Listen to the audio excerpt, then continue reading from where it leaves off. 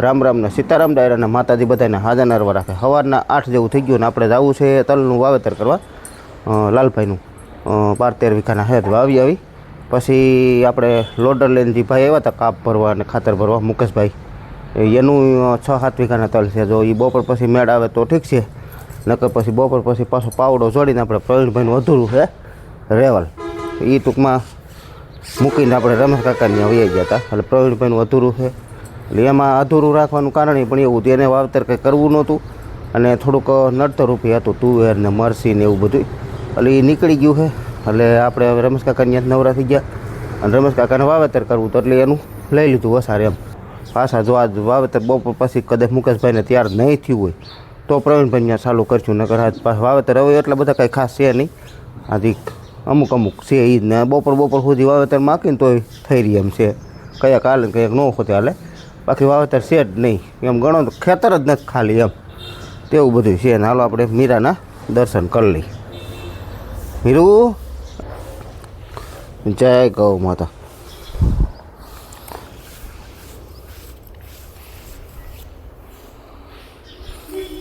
હાલો ગંગુ જાય બાંધી છે ગંગુ, હાલો જય ગૌ માતા.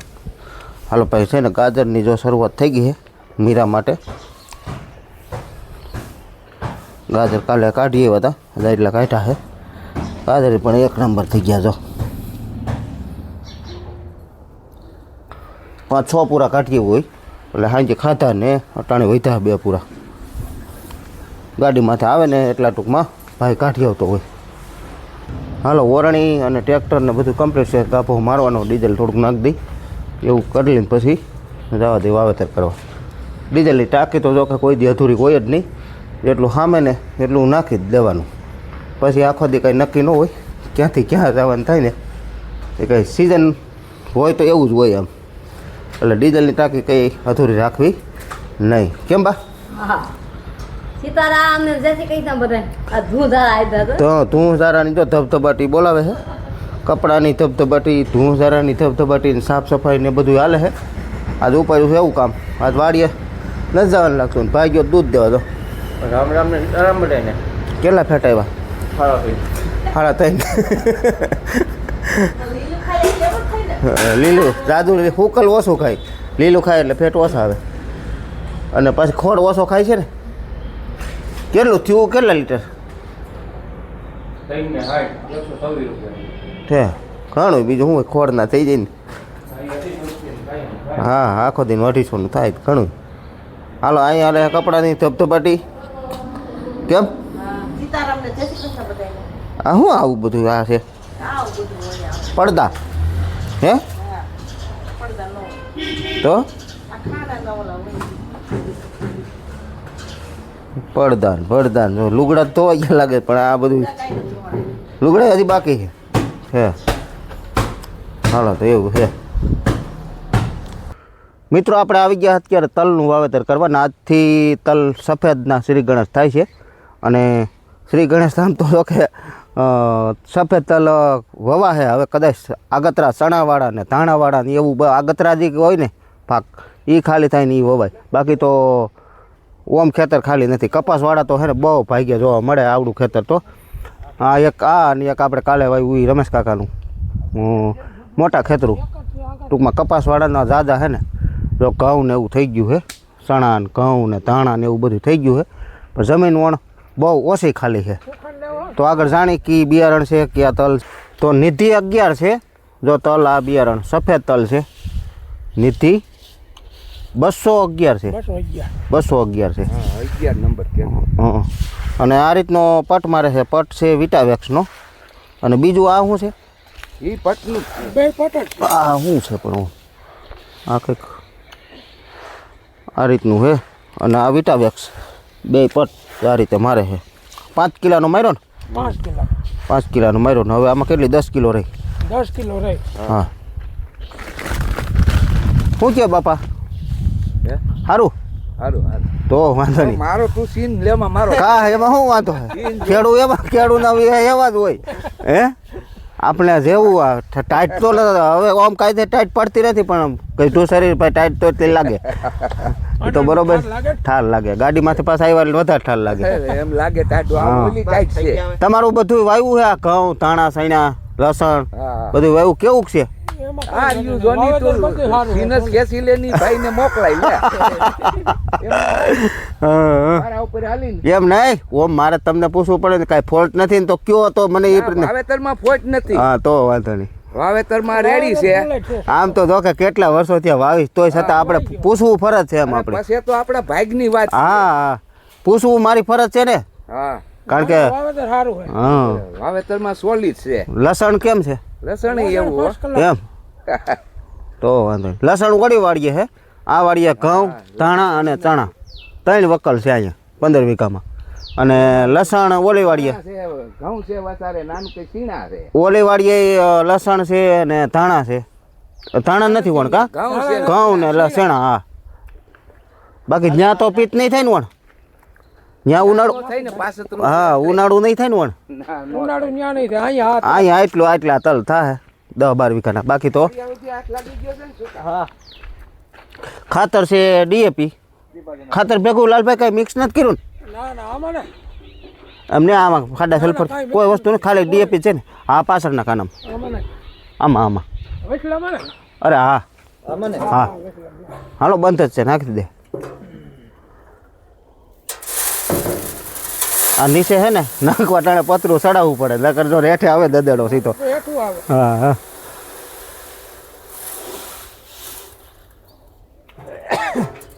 એક ઠેલી માલ પૂરો સામે 50 કિલો અને તલ તો આપણે સામી જાય છે લગભગ 10-12 કિલો સામી જાય પણ એટલા બધા નાખવાના ન હોય પહેલાં છે ને થોડા નાખીને 2-2 કિલો 3-3 કિલો નાખ્યા જાય એટલે હે ને આપણે આઈડિયો માપ રીએ પાકો એમ જોકે જાય એક ધાર જ પણ તોય છે ને માપ કરવો સારો માપ સારો બાકી માપ વિના વાવેતર કોઈ દી થાય નહીં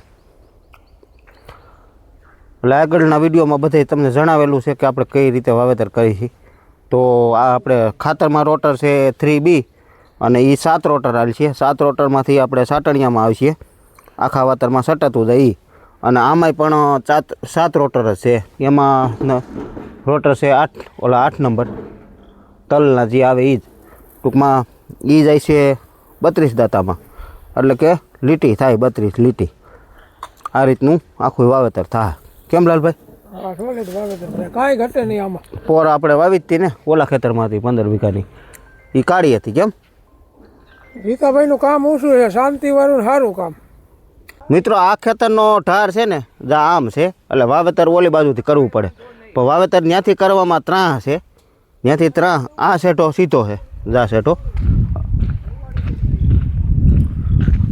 આ સેટો કમ્પ્લીટ છે આ સેટો સીધો જ છે એટલે લાઈન પહેલાં આપણે આ લઈ લીધી જો સીલા પડેલા રહ્યા લાઈન પહેલાં જીપીએસથી આ લઈ લીધી હવે ઓલી બાજુ ગમે ત્યાંથી મૂકીને એટલે લાઈન ત્યાં રેડી જ હોય ત્યાંથી વાવતા આવી તો અહીંયા કમ્પ્લીટ થઈ જાય સીધું જ નીકળે ટૂંકમાં પછી ઓમ વાતરની કદાચ તો અડધું એમ આગા પાછું થોડું ઘણું થાય કે ડબલ પારા થાય કે એવું કદાચ થાય પણ ત્રાહ ન નીકળે એમ એ એક ટેન્શન ફ્રી રહીએ આપણે પછી બીજા નંબરમાં જમીન જો એકદમ રેડી ચોખ્ખી અને લાહી ક્લીન ખેતર આખું અને હવે ટૂંકમાં આપણે આ સેઠા મોસમમાં પહેલાં વાવી દેવું અહીંયા પાણીનો ધોરિયો થાય છે આ પહેલાં વાતર વાવી દઈએ એટલે મોહકા કરવામાં ને એને બધાને સારું રહીએ હાલો તો કરી વેતું આપણે ઓલી બાજુથી વાવતા આવીશું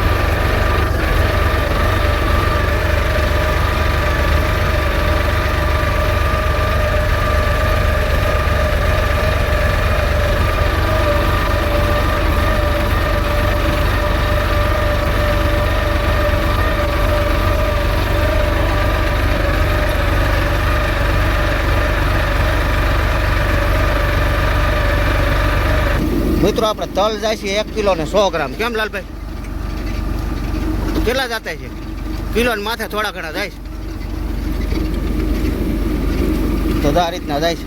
સફેદ તલ છે અને 8 નંબર રોટર છે એટલે આખા ભરાઈને જાય ને એટલે કમ્પ્લીટ કાંઈ વાંધો આવતો નથી. પોર આપણે 3 ઉપર જ રાખેલો છે. ખાતર જાય છે વીઘે 20 કિલો ડીએપી ખાતર છે. ગાઈડોયલું જાય શું છે?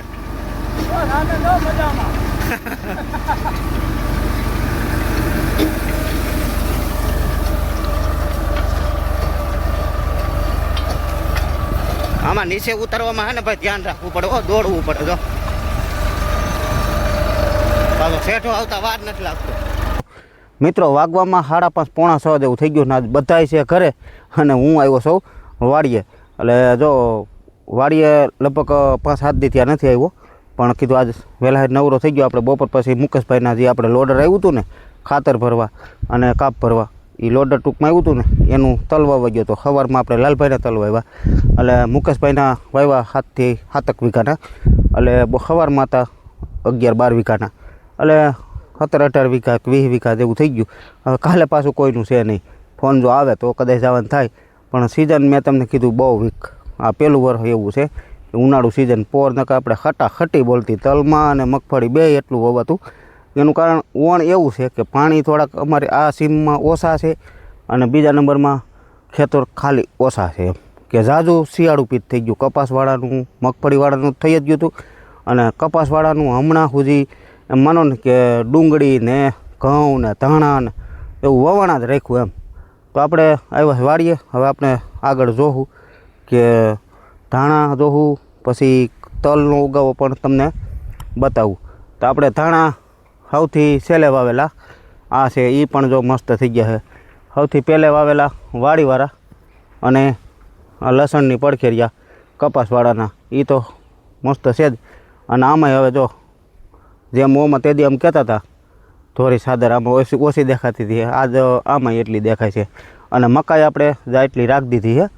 એનું કારણ એવું છે કે મકાઈ ઓમ રાખી દીધી, આમાં ડોડા થઈ જાય ને તો બાળકોને અને મોટાઓને બધાને ખાવા થાય. ડોડા તો થઈ ગયા છે મકાઈના, મસ્ત વેસાતા લેવાની ઘરની મકાઈના. આટલી જ એક કટકો રાખી એટલે કીધું ડોડા ખાવા જ રાખી છે એમ.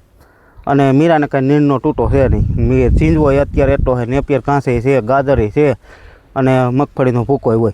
એટલે બધું નીણ ફરતી ચાલુ જ હોય. એટલા માટે આપણે ટૂંકમાં રાખી દીધી, એટલી ખાવા થાય એમ. હાલ તો ધાણા મસ્ત છે, લસણ મસ્ત છે.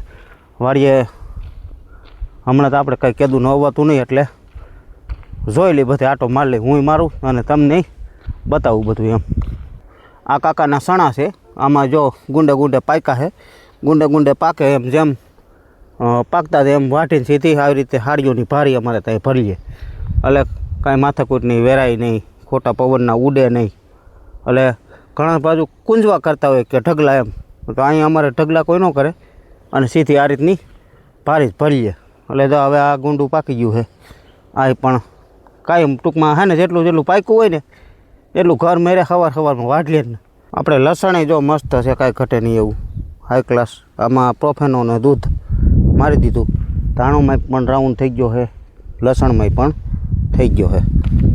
મિત્રો ઘણા ભાઈઓનું કહેવાનું એમ હતું કે તલનો ઉગાવો બતાવીજો કેવા ઉગા છે. તો આપણે આ તલનો ઉગાવો છે એટલે કાયદેસર આપણે 1 કિલો ને 150 ગ્રામ નાખ્યા હતા. ત્યારે થોડીક ઠંડીનો ભાગ વધુ હતો એટલે કાયદેસર આ ગણીને તો કિલાનો ઉગાવો છે. 150 ગ્રામ રોકાણા કિલાનો કમ્પ્લીટ ઉગાવો છે. એટલે વાંધો ન આવે. આ રીતનો ઉગાવો છે. આખા વાતરું લીલકાઈ ગયા છે પણ આ રીતે કમ્પ્લીટ ઉગી ગયા છે. આ રીતે